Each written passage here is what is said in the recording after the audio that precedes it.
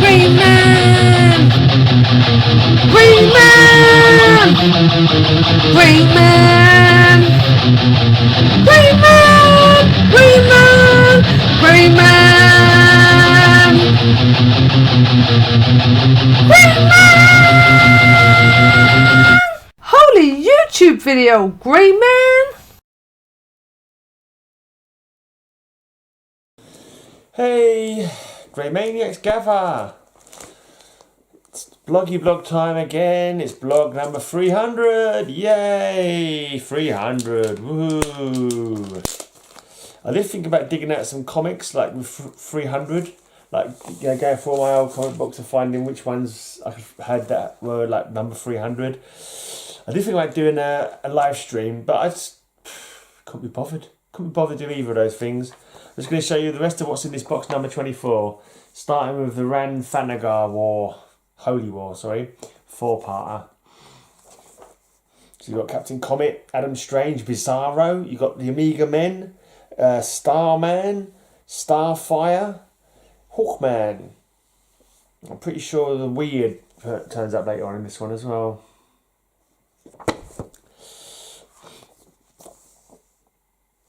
There you go.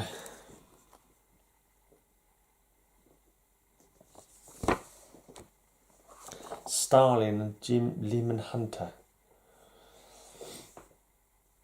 Yeah, there's the Weird. Look, you see the Weird there.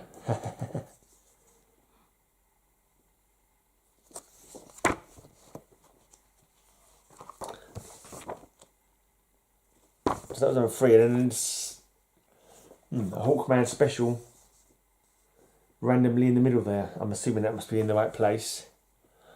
So it's part of the Rann-Thanagar War, but it's a different title, so Hawkman special number 1. And then there's Rann-Thanagar Holy War number 4.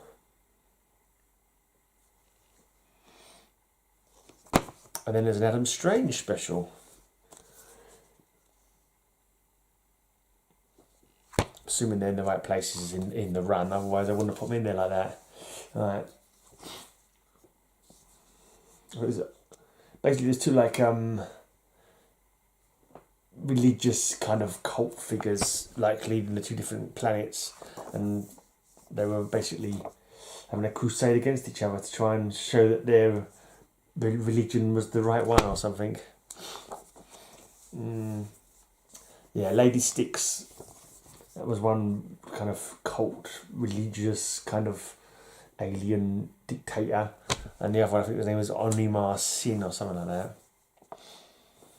Anyway, that's the good battle covers. So that's all 8 parts of that. The cataclysmic conclusion of Rann-Thanagar Holy War. I'm not quite sure what Bizarro is doing in the mix, to be honest. You wouldn't credit Bizarro with having much interest in that kind of thing. Right, the next bit rather, not quite the last. Then we've got the Day of Vengeance. 6 months into the Infinite Crisis, Day of Vengeance number 1. It's an interesting black and white with green trade dress cover.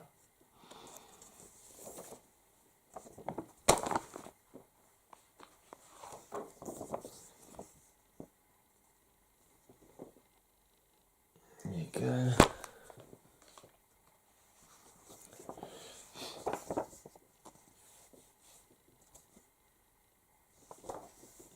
The Spectre decrees all magic must die, and that includes the power of Shazam.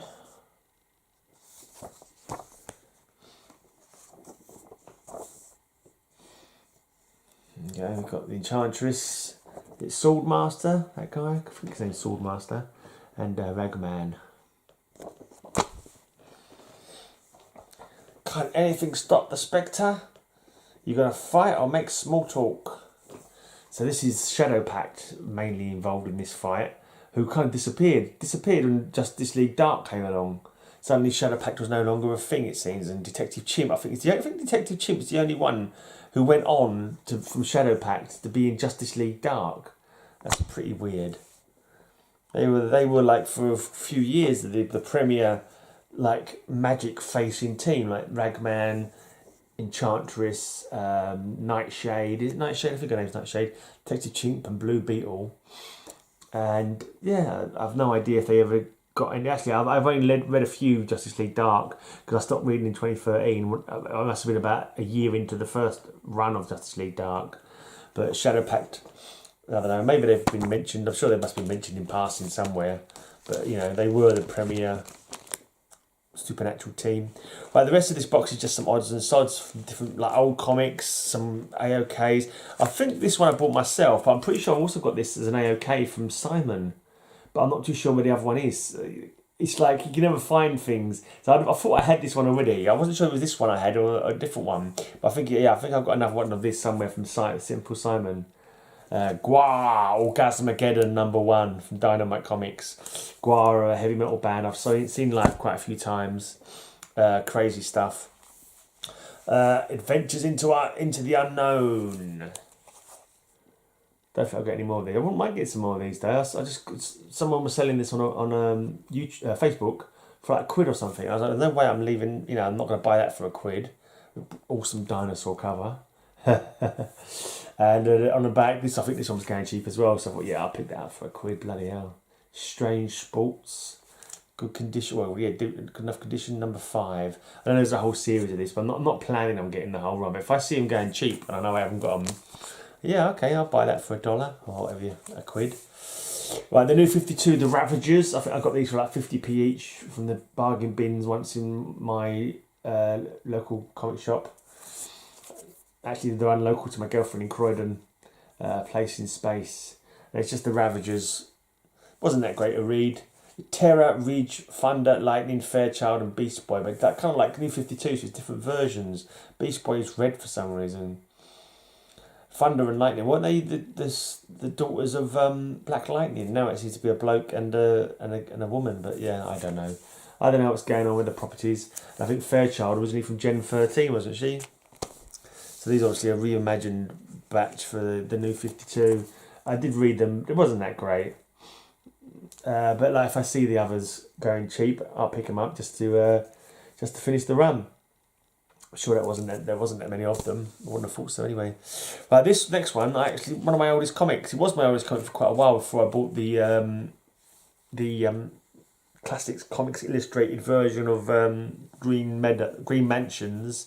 The origins, one of the first appearance in comic books of Reema the Jungle Girl. This was one that I won like in a mystery. It was like a free pack mystery thing for like £13, and I thought, well, I'll give it a chance. Why not? And I got a nice old square bound Spider-Man annual. I got a signed book from the new revival or something from Marvel. I didn't recognise the character, but it was signed anyway. It was like, okay, fair enough. And I got this, a 1960 issue of Black Hawk. Well, I was quite pleased with that. I thought that was quite cool. Quite a quirky little cover. I haven't really sort of got any more Black Hawk, but if I saw like every now and again, if I see a nice one, an old looking one with a bit of craziness, I'd probably pick it up. Right, next up we've got a 4-parter that I picked up cheap, mainly because of the fact it was a character called Death's Head from Marvel UK, and for some reason he changed into Death Metal. This is before the DC Death Metal series. Because I'm a headbanger and Death Metal is some of my favourite form of music. I had to pick up a character called Death Metal. There's not much to the run, to be honest. It's no great shakes, but it was all right. And it was only 4 parts, so it's not taking up space, particularly in my collection. So I've got it basically. But simply for the fact that it was cheap and it's called Death Metal. There you go, 4 parts of Death Metal. My band were a Death Metal band that I used to be in. Right, I kind of still am in when we can bother. We only do a gig every 5 years on my birthday though. Right, this is one I won from a contest. My very first contest win from JPL Flash. Congratulations on winning my giveaway. Keep up the great work on your channel and thank you for the support. JPL Flash, James. So as a true believer, there was a couple of other bits as well that I got from him. But this is the only thing that's in this box. think the other stuff was a few doubles, to be honest. This one, I've no idea where I got this one, when I got this one. I must have picked it up years ago, I don't know, from a jumble sale or something like that. I've no idea. Very rarely do I have any Charltons in my collection.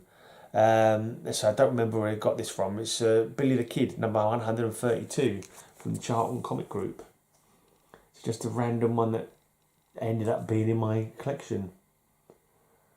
Same as this next one from Malibu Comics, Sergio Aragonés, who's really cool, does the Gru the Wanderer, Marky Vanier, who's been a collaborator with him for a long time, and it's the first collectible issue of the Mighty Magnor. Not one of his more known characters, but yeah, always cool to pick up a bit of Sergio Aragonés. Great stuff. But here's another one that I picked up back in the day. Maybe one time I'll see if I can get part 1 and part 2. So part 1 and part 3.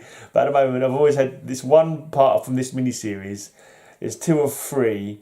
The Key to Castle Grayskull, Masters of the Universe. So I've had part 2 forever, or for ages. No, I don't remember where I bought it. I'm assuming I bought it from the newsagents around the corner from my dad's. But yeah.